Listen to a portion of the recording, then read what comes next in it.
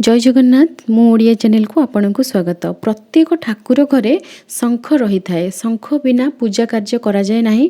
कौनसी भी मंगल काम शंख बिना अधा रही जाए। शंख मंगलर प्रतीक, तेणु शंख जो स्थान रे रहिबे से स्थानर मंगल हेबो, वास्तुदोष मध्य दूर हेबो एवं रखिथिबा व्यक्ति मध्य सुख भोग करिवे। किंतु से शंख रियल हेइथिबा दरकार। ता सहित शंखर विभिन्न प्रकार भेद मध्य रही से विषय मु आपनकु अलगा वीडियो रे कहिबी। आज मु आपनकु कहिबी शंख आमे निजर घरे केतेटी रखि परिबा। समस्तଙ୍କ मनरे एई प्रश्न थाए कि केते गोटी शंख आमे निज घरे रखि परिबा। ए प्रश्नटा दुई प्रकारर। प्रथम कथा हेउची आमे घरे केते गोटी शंख रखि परिबा। द्वितीय कथा हेउची आमे ठाकुर घरे केते गोटी शंख रखि परिबा। घरे आमे केते गोटी शंख रखिबा से विषय मु आपनको निश्चय कहिबी। ता पूर्वरु शंखर उत्पत्ति विषय मु आपनको कहूची। शंख किपरि उत्पत्ति हेले बा जन्म नेले। शंखचूड़ नामक जड़े राक्षस थिले। सेही राक्षसंकर शरीरर अस्थिरु शंख सृष्टि होइचंदी। मु आपनको देवी भागवतरु शूट करके देखै देछि कौन लेखा अछि शंख विषय रे। श्रीमद् देवी भागवतर नवम स्कंद एवं त्रयोविंश अध्याय रे लेखा अछि शंख विषय रे। शंख जल पवित्र तीर्थ स्वरूप रे। शंखर जो जल से पवित्र तीर्थ जल सहित समान। ଯେଉଁଠାରେ ଶଙ୍ଖ ଧ୍ୱନି ହୁଏ ନିତ୍ୟ ତ୍ୱରା ସେହିଠାରେ ଚଞ୍ଚଳା ହୋଇଥାନ୍ତି ସ୍ଥିରା। ଚଞ୍ଚଳା ହେଉଛନ୍ତି ମା ମହାଲକ୍ଷ୍ମୀ। ସବୁବେଳେ ଚଞ୍ଚଳ, ଗୋଟିଏ ସ୍ଥାନରୁ ଆଉ ଗୋଟିଏ ସ୍ଥାନକୁ ପଳେଇ ଯାଆନ୍ତି। କିନ୍ତୁ ଯେଉଁଠାରେ ଶଙ୍ଖ ଧ୍ୱନି କରାଯାଏ, ଯେଉଁ ଗୃହରେ କରାଯାଏ, ସେହି ସ୍ଥାନରେ ମା ସବୁବେଳ ପାଇଁ ସ୍ଥିର ହୋଇକି ରହିଯାଆନ୍ତି। ଶଙ୍ଖ ଜଳେ ସ୍ନାନକୁ करे ଯେଉଁ ଜନ सकल तीर्थ स्नान फल लभे पुण।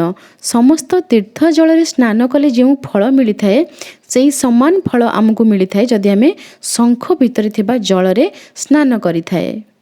अर्थात शंख भितर थिबा जल को आमर स्नान जलरे मिश्रण करिकी सेही जलरे जदि आमे स्नान करिबा आमको तीर्थ जलरे स्नान कला भली पुण्य फल प्राप्त हेबो।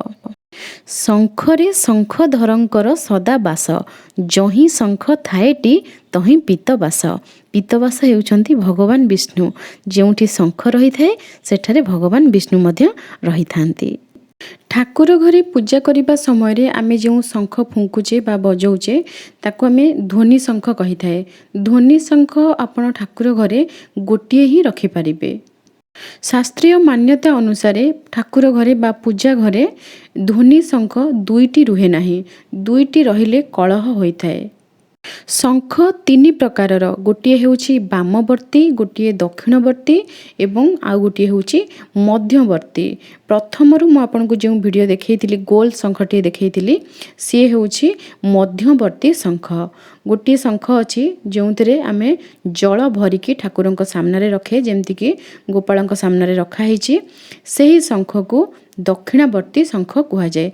वर्तमान मु पूजा करूची मो सामने जो शंख रखा जाइछि से शंख हेउची वामावर्ती शंख। किंतु से शंख हेउची ध्वनि शंख। से शंख ठाकुरंक पाखरे जल रखिबा शंख नुहे। ध्वनि शंखर जोंठी मुह रहिछि बा मुंडपट रहिछि सेठी फांका रही थाए, जहाकु फुंकिले ध्वनि बाहरी थाए।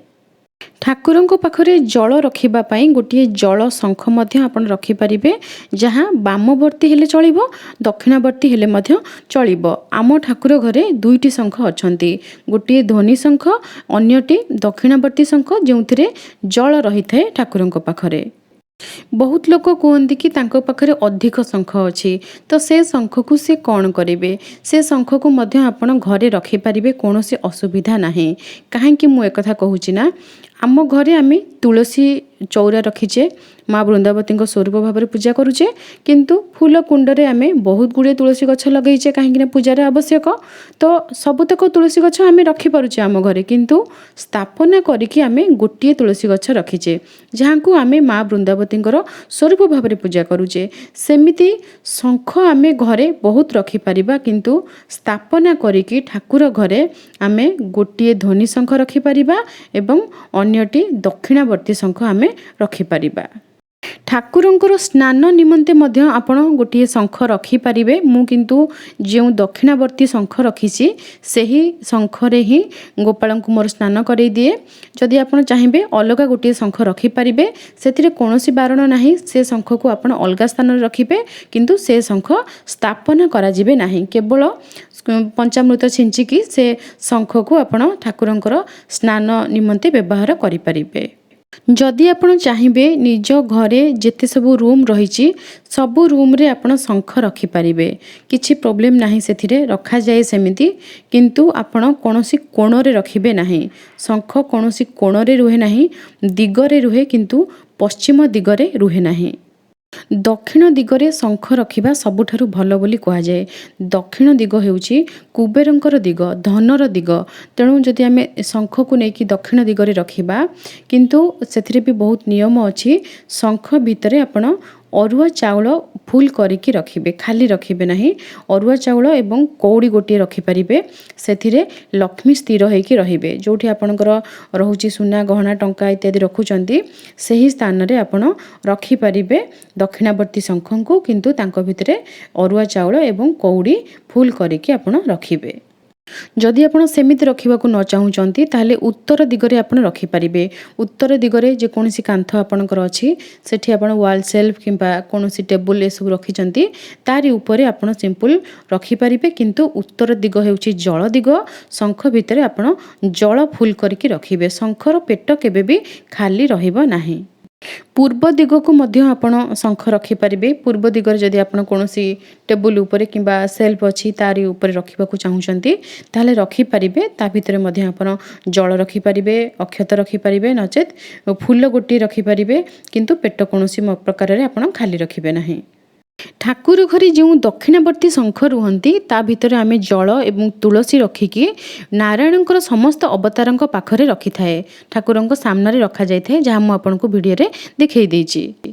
ଯଦି ଆପଣ ସେମିତି ରଖିବାକୁ ଚାହୁଁନଥିବେ ତାହେଲେ ଦକ୍ଷିଣାବର୍ତ୍ତୀ ଶଙ୍ଖ ଭିତରେ ଅରୁଆ ଚାଉଳ ଏବଂ କଉଡ଼ି ରଖିକି ମା ଲକ୍ଷ୍ମୀଙ୍କର ଯେଉଁଠି ସିଂହାସନ କରିଛନ୍ତି ମାଙ୍କ ପାଖରେ ମଧ୍ୟ ରଖିପାରିବେ।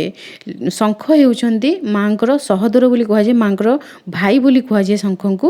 ତେଣୁ ମା ଯଦି ଶଙ୍ଖ ତାଙ୍କ ପାଖରେ ରୁହେ, ମା ଅତ୍ୟନ୍ତ ଖୁସି ହୁଅନ୍ତି, ଅତ୍ୟନ୍ତ ପ୍ରସନ୍ନ ହୁଅନ୍ତି। ତେଣୁ ମାଙ୍କ ପାଖରେ ମଧ୍ୟ ଆପଣ ଅକ୍ଷତ ଆଉ କଉଡ଼ି ରଖିକି ମାଙ୍କ ପାଖରେ ଶଙ୍ଖକୁ ରଖିପାରିବେ।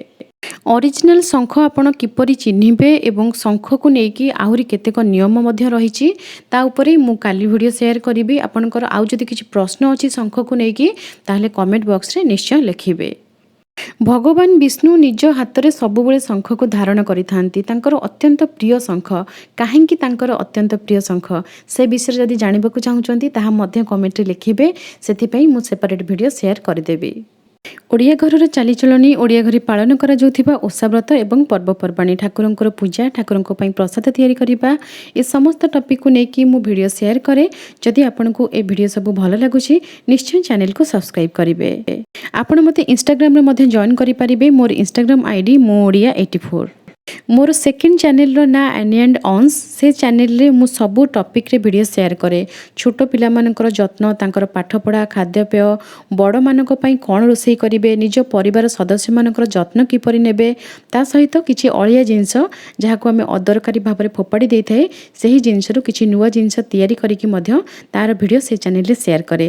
ଯଦି ଆପଣ ସେ ବିଷୟରେ ଭିଡ଼ିଓ ଦେଖିବାକୁ ଚାହୁଁଥିବେ ତାହେଲେ ଗୋଟେ ଥର ଆନି ଆଣ୍ଡ ଅନ୍ସ ଚ୍ୟାନେଲକୁ ଭିଜିଟ୍ କରିବେ। ଚ୍ୟାନେଲର ଲିଙ୍କ୍ ଆପଣଙ୍କୁ କମେଣ୍ଟ ବକ୍ସରୁ ମିଳିଯିବ। ଆପଣ ଆଉ କେଉଁ ଟପିକ୍ରେ ଭିଡ଼ିଓ ଦେଖିବାକୁ ଚାହୁଁଛନ୍ତି ତାହା କମେଣ୍ଟ ବକ୍ସରେ ନିଶ୍ଚୟ ଲେଖିବେ। ଭିଡ଼ିଓ ଭଲ ଲାଗିଥିଲେ ଛୋଟିଆ ଲାଇକ୍ଟେ ନିଶ୍ଚୟ କରିବେ, ସେୟାର କରିବେ ହ୍ୱାଟ୍ସଆପ୍ ଏବଂ ଫେସବୁକ୍ ମାଧ୍ୟମରେ। ପୁଣି ଆସିବି ନୂଆ ନୂଆ ଭିଡ଼ିଓ ନେଇକି। ଆଜି ପାଇଁ ରହୁଛି, ଜୟ ଜଗନ୍ନାଥ।